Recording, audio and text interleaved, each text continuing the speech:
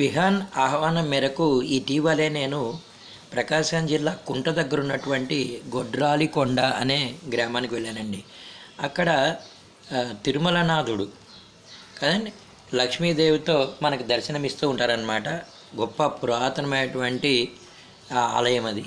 ఈ ఆలయానికి విశిష్టత ఏమిటంటే, ఎవరైతే సంతానం కావాలనుకుంటున్నారో వారు ఈ గిరి ప్రదక్షిణ ఒక 3 సార్లు కానీ తిరిగి ఆ స్వామివారికి సంపూర్ణంగా నమస్కారం చేసినట్లయితే ఒక దాదాపు సంవత్సరం లోపే సంతాన ప్రాప్తి కలుగుతుంది అని చెప్పి అక్కడ స్థల పురాణము, అదే కాకుండా చాలామంది తెలియచేయడం, ఇవన్నీ కూడా నేను గమనించాను అన్నమాట.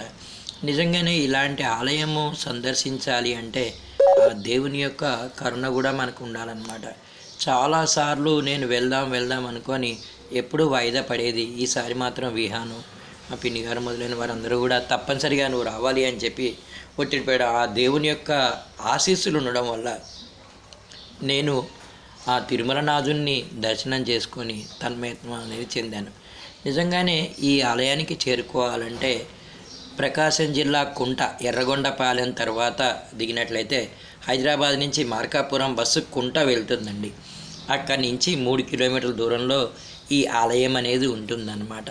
తప్పనిసరిగా ప్రతి ఒక్కరూ కూడా ఇక్కడికి వెళ్ళాల్సినటువంటి ఒక గొప్ప ఆలయం. మొన్న బ్రహ్మోత్సవాలు జరిగాయి. రథయాత్ర చాలా కన్నుల పండగగా జరిగింది. సుదర్శన హోమాలు ఇవన్నీ కూడా ఈ పూజల వల్లే కదండి ఇంత ప్రశాంతంగా అలా వర్షాలు కురుస్తూ ఆ దేవుని చల్లని దీవెనలు ఉండేది. అందరికీ శుభం.